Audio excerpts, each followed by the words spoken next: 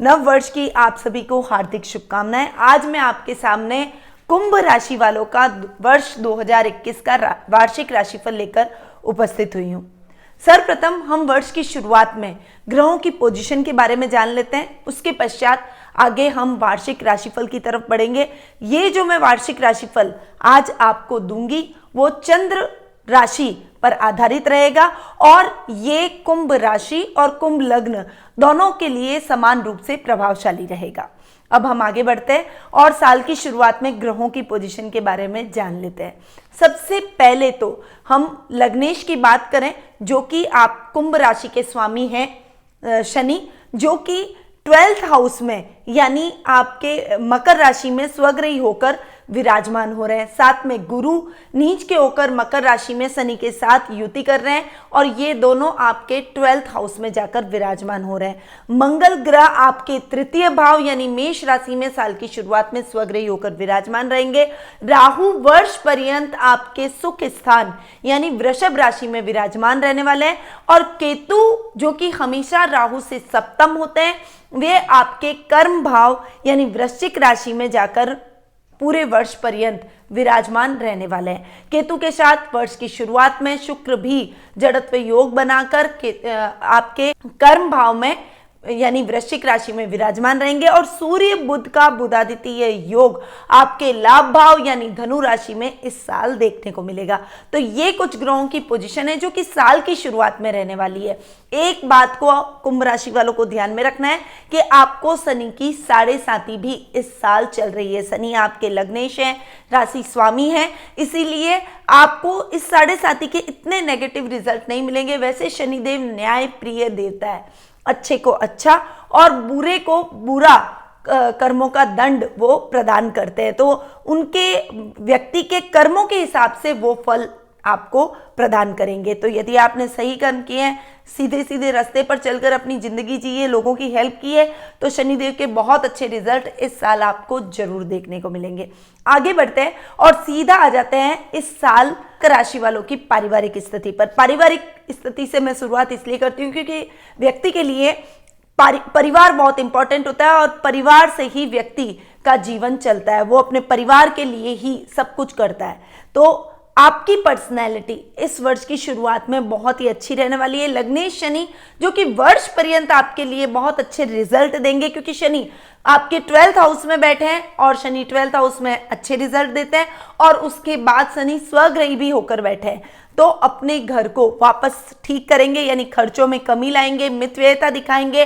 Personality बहुत ही अच्छी, powerful, सौम्य और न्यायप्रिय बनेगी। लोगों का आप भला करेंगे। इस समय आप लोगों की मदद के लिए आगे आएंगे। मानव सेवा का भाव वर्ष पर्यंत आपके अंदर रहने वाला है।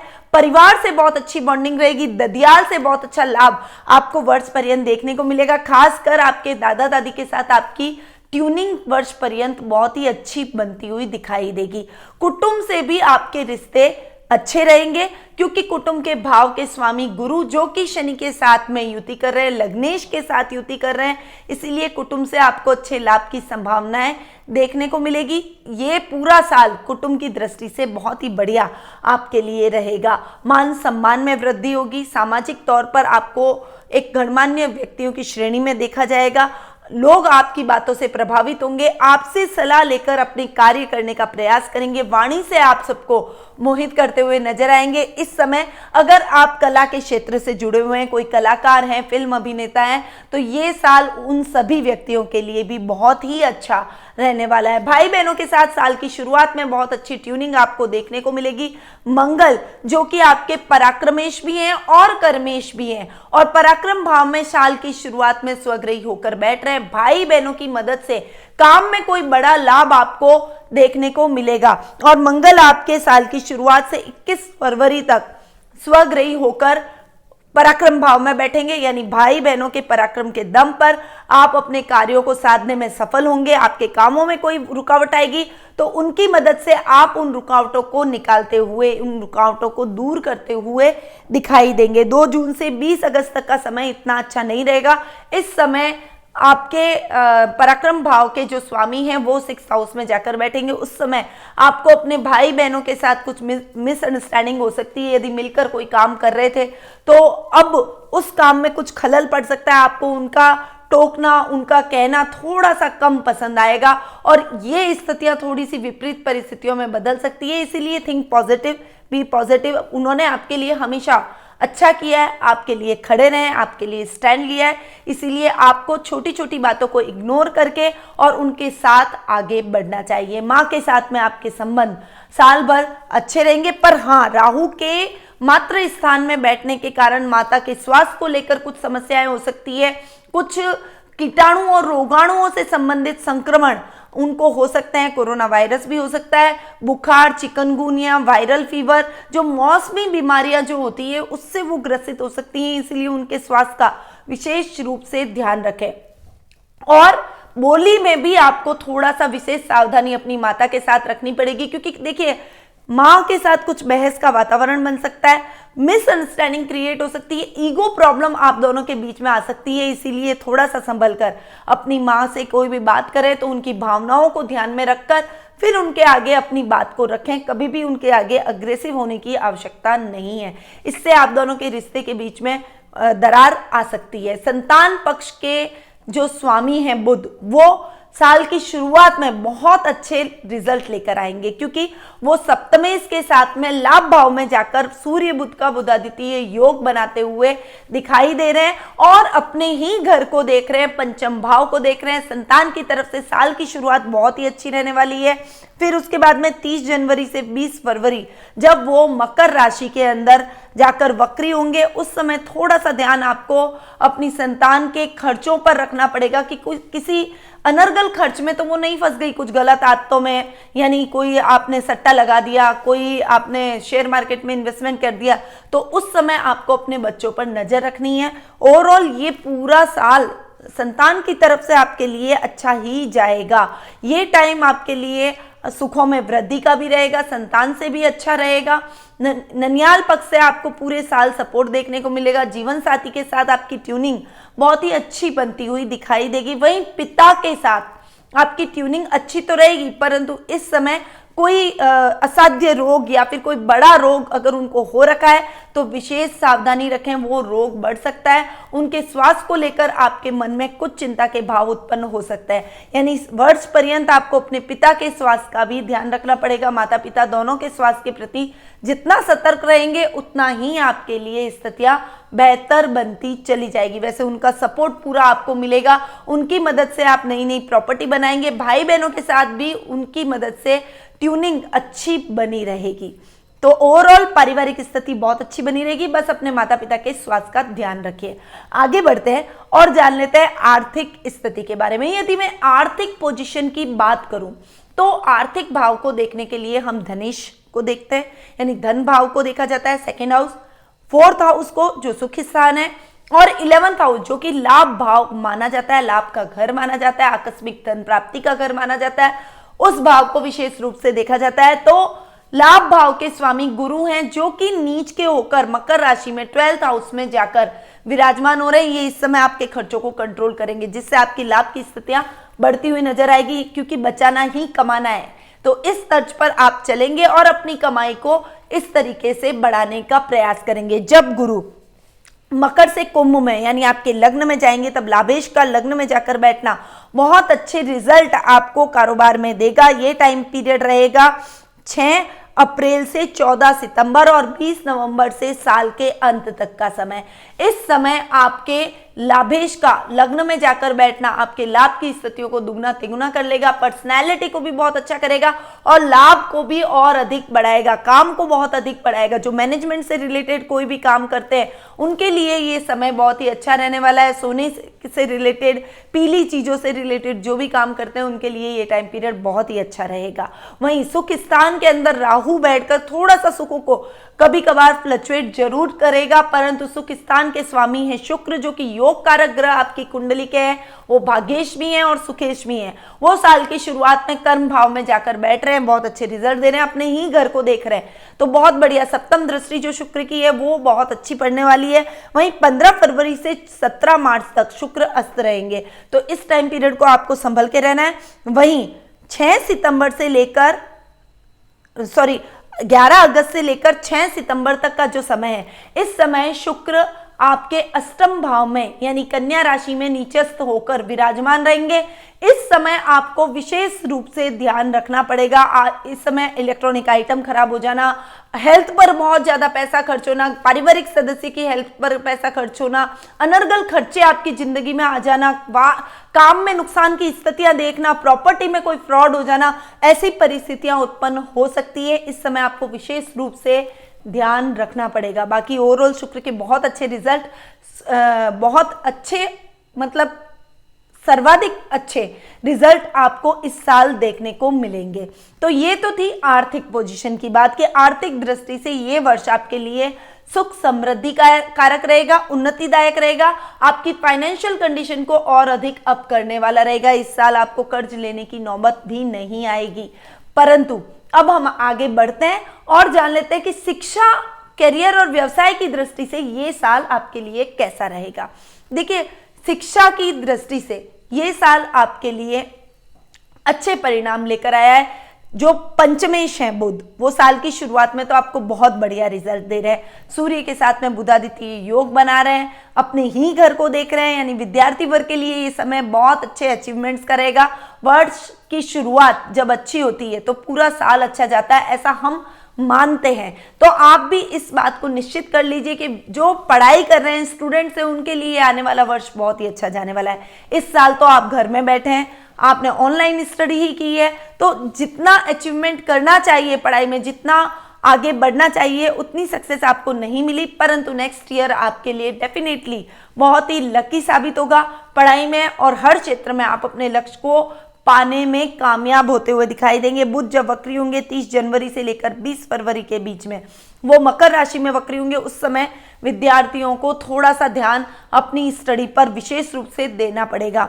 फिर 30 मई से लेकर 22 जून तक वे वृषभ राशि के अंदर वक्री होकर विराजमान रहेंगे। इस समय वे आपके सुखों को बढ़ाएंगे, इस समय इस घर की वृद्धि करेंगे। परंतु विद्यार्थियों के लिए फिर भी ये थोड़ा सा भ्रमित होने का समय रहेगा कि मतलब आपने स्टडी की है परंतु वो स्टडी इतनी अच्छी और कंठस्थ नहीं हुई, और एग्जाम में आप बैठ गए, पेपर देने बैठे, आपको लगा प्रश्न याद है परंतु आप उसका आंसर नहीं लिख पाए। तो ऐसी कुछ समस्याओं से आपको गुजरना पड़ सकता है। कोई प्रोजेक्ट किया, उसका क्रेडिट कोई और ले गया, कुछ आपको लगा कि आपने वो कार्य सही किया है, पढ़ाई सही की है, क्वेश्चन सही लिखा है, आंसर सही लिखा है, परंतु उसमें गड़बड़ी हो जाएगी, टीचर्स की नज़र में वो गलत होगा। तो ऐसी कुछ परिस्थितियां आपको बुध की झेलनी पड़ सकती है, इसलिए इस बारे में आपको विशेष रूप से इस समय ध्यान रखना पड़ेगा। 27 सितंबर से 18 अक्टूबर तक बुध कन्या राशि के अंदर उच्च के होकर वक्री होंगे। इस समय भी आपको थोड़ा सा अपनी पढ़ाई पर विशेष रूप से ध्यान देना पड़ेगा। ओवरऑल विद्यार्थियों के लिए ये साल अच्छा, बुध के रिजल्ट अच्छे हैं तो अच्छा आपके लिए परिणाम लेकर आएगा। अपनी बुद्धि को एकाग्रचित रखें, गणेश जी की पूजा आराधना करके, उनका ध्यान करके, हाथ जोड़ के माँ सरस्वती का आह्वान करके उसके बाद पढ़ने बैठे, निश्चित तौर पर आपको अच्छी सफलता देखने को मिलेगी। अब अगर मैं बात करूं करियर की, तो करियर के हिसाब से ये टाइम नौकरी पेशा लोगों के लिए बहुत अच्छा रहने वाला है। युवा वर्ग के लिए विशेष रूप से ये समय बहुत ही उन्नतिदायक रहेगा। कर्म भाव के स्वामी हैं मंगल, जो कि साल की शुरुआत में स्वग्रही होकर विराजमान हो रहे हैं। ये 21 फरवरी तक मेष राशि में स्वग्रही रहेंगे, यानी 21 फरवरी तक का समय तो युवाओं के लिए बेहद ही खास होने वाला है। नए वर्ष में आप अगर नौकरी की तलाश कर रहे थे तो साल की शुरुआत में ही आपको एक अच्छी नौकरी मिल जाएगी, जिससे आप अपने जीवन में सेटल होते हुए दिखाई देंगे। वहीं अगर आप अपने किसी कंपनी में ऑलरेडी कार्यरत है तो आपके कार्यों से आपके बॉस को प्रशंसा मिलेगी और वो आपके कार्यों का मूल्यांकन करते हुए आपको प्रमोशन देंगे। तो ये साल की शुरुआत आपके लिए बेहद ही अच्छी रहने वाली है। उसके बाद में 2 जून से 20 अगस्त तक का जो समय है, इस समय आपको थोड़ा सा ध्यान रखना पड़ेगा। इस समय कर्क में मंगल 6th हाउस में जाकर आपके वक्री होकर विराजमान रहेंगे, नीचस्थ होकर विराजमान रहेंगे। ये टाइम पीरियड आपके लिए इतने अच्छे रिजल्ट नहीं लेकर आएगा, थोड़ा सा स्ट्रगल इस समय आपको करना पड़ सकता है। परंतु अगस्त मिड से लेकर सितंबर तक का जो समय है, इस समय सूर्य और मंगल की युति सप्तम भाव में हो रही है। बहुत बढ़िया ये टाइम वर्क प्लेस के हिसाब से, जो अपना खुद का कोई कंस्ट्रक्शन लाइन से रिलेटेड काम कर रहे हैं, ठेकेदारी से रिलेटेड काम कर रहे हैं, कोई भी सिक्योरिटी एजेंसी से रिलेटेड, या आपकी कोई सिक्योरिटी एजेंसी, आप सिक्योरिटी सर्विस प्रोवाइड करवाते हैं, तो उन सभी कार्यों के अंदर, उन सभी क्षेत्रों के अंदर आपको बहुत अच्छी सफलता देखने को मिलेगी। यानी ये साल आपके कर्म भाव के हिसाब से बहुत बढ़िया रहने वाला है। अगर मैं व्यापारी वर्ग की बात करूं तो देखिए, सप्तम भाव से हम व्यापार को, बिजनेस को देखते हैं, आपके खुद के कोई व्यवसाय को देखते हैं। अगर मैं व्यापारी वर्ग की बात करूं, अपने आपके बिजनेस की बात करूं, तो सप्तम भाव के स्वामी है सूर्य, जो कि साल की शुरुआत में लाभ भाव में जाकर बुध के साथ में बुधादित्य योग की स्थितियां बना रहे हैं। साल की शुरुआत व्यापारी वर्ग के लिए, जो बिजनेस कर रहे हैं उन लोगों के लिए, अपना खुद का कोई काम कर रहे हैं उन लोगों के लिए बेहद ही अच्छी और सफलतादायक रहेगी। फिर उसके बाद में सूर्य 14 अप्रैल से लेकर 13 मई तक मेष राशि में उच्च के होकर विराजमान रहेंगे। ये टाइम पीरियड बेहद ही खास और अच्छा बिजनेस के लिए आपके लिए रहेगा। बड़ी बड़ी मीटिंग्स करना, बड़ी बड़ी मीटिंग्स के तौर पर लंबी यात्राएं करना। इस समय यदि आपको शनि की महादशा, अंतरदशा कुछ ऐसी चल रही है, तो विदेशों से निश्चित तौर पर आपको अच्छा लाभ प्राप्त होगा। विदेशी कंपनियों के साथ आपका टाई अप होगा। मेडिकल लाइन से जुड़े हुए लोगों के लिए ये साल बहुत ही बढ़िया रहने वाला है। 17 अगस्त से लेकर 16 सितंबर तक का समय, जब सूर्य सप्तम भाव में ही स्वग्रही होकर बैठेंगे, तो आप जैसे आपका कोई क्लिनिक है, या आप कोई क्लिनिक में ट्रस्टी हैं, या फिर आपकी खुद की कोई मेडिकल शॉप है, या फिर कोई बहुत बड़ा मेडिकल इंस्टीट्यूट है, तो निश्चित तौर पर आपको सफलता प्राप्त होगी। ये टाइम पीरियड बहुत शानदार आपके लिए बिजनेस की दृष्टि से, आपके काम की दृष्टि से अच्छा जाएगा। 17 अक्टूबर से लेकर 16 नवंबर तक का जो समय है, इस समय सूर्य भाग्य स्थान में नीच के होकर विराजमान रहेंगे, तो इस समय थोड़ा सा भाग्य को फ्लक्चुएट कर सकते हैं। थोड़ा सा इस टाइम पीरियड को आपको ध्यान में रखना पड़ेगा। वैसे भी ये वर्ष बहुत ही अच्छा आपके लिए जाने वाला है, विशेषकर जो खेतीबाड़ी करते हैं, यानी किसानों के लिए, जो अपना खुद का कोई ग्रोसरी का काम करते हैं उनके लिए, जिनका कोई ग्रोसरी का सबसे बड़ा मार्ट है उनके लिए, जो न्याय से रिलेटेड, जुडिशरी में संलग्न है उनके लिए भी, सूर्य से रिलेटेड जो भी काम करते हैं, यानी सोने गहने का कोई काम करता है, सुनारों के लिए भी, गोल्ड लोन जिसने ले रखा है उसका गोल्ड लोन इस साल उतर जाएगा। और इसके अलावा मेडिकल लाइन से रिलेटेड जो भी व्यक्ति काम करते हैं, या मेडिकल लाइन से रिलेटेड आप कोई पढ़ाई कर रहे हैं, तो उन सभी लोगों को बहुत अच्छी सफलता ये वर्ष दिलवाने वाला है। अब हम आगे बढ़ते हैं और जान लेते हैं जीवन साथी और प्रेम प्रसंगों के बारे में। देखिए, जीवन साथी और प्रेम प्रसंगों की यदि मैं बात करूं तो सप्तम भाव का ख्याल आता है, इससे हम जीवन साथी, दाम्पत्य जीवन को देखते हैं। तो सप्तमेश है सूर्य, जो कि लाभ भाव में जाकर बुध के साथ में बुधादित्य योग बना रहे हैं। ये टाइम बहुत बढ़िया रहने वाला है। वैसे भी सूर्य जब मेष में उच्च के होंगे, तब भी आपके दाम्पत्य जीवन को खुशियों से भर देंगे। ये टाइम पीरियड, यदि आप कुंवारे हैं, विवाह के बंधन में बनना चाहते हैं, तो विवाह के बंधन में बनने का समय बहुत ही अनुकूल आपके लिए रहेगा। 14 अप्रैल से लेकर 13 मई तक का, जब सूर्य मेष राशि में उच्च के होंगे, तो विवाह के बंधन में बनने के चांसेस रहेंगे। और अगर आपके भाई बहनों के विवाह में कोई बाधा उत्पन्न हो रही है, तो उनके विवाह में भी बनने के चांसेस इस समय प्रबल रूप से बन रहे हैं। सूर्य आपकी लव रिलेशनशिप को भी बहुत अच्छा करते हुए दिखाई देगा। ये टाइम पीरियड आपके लिए अच्छा रहने वाला है। साल भर सूर्य के बहुत बढ़िया रिजल्ट, यानी सप्तमेश के बहुत अच्छे रिजल्ट आपको देखने को मिलेंगे। जब सूर्य साल के अंत में 17 अक्टूबर से 16 नवंबर तक तुला में जाकर नीच के होकर विराजमान होंगे, उस समय थोड़ा सा वो भाग्य को फ्लक्चुएट करेंगे। यानी इस समय को अगर टाल दूं तो पूरा वर्ष पर्यंत आपके लिए बेहद ही अच्छे लाभदायक स्थितियों को लेकर आएगा। मंगल और सूर्य की जो युति हो रही है, उसमें आपको जीवन साथी के नाम से, अगर आपने कोई जमीन जायदाद ले रखी है और आप उसको बेचना चाहते हैं, या उनके नाम से कोई खरीदारी करना चाहते हैं, या उन जमीन जायदाद का मूल्यांकन करना चाहते हैं तो उस टाइम पीरियड में आपको अपनी जमीन का सही मूल्य प्राप्त हो जाएगा, ये ध्यान रखिएगा। और इस साल आप अपने प्रॉपर्टी के मामलों के अंदर अपने जीवन साथी के नाम से प्रॉपर्टीज लीजिए, आपको वैसे भी बहुत अच्छा लाभ देखने को मिलेगा। अब हम आगे बढ़ते हैं और जान लेते हैं स्वास्थ्य के बारे में।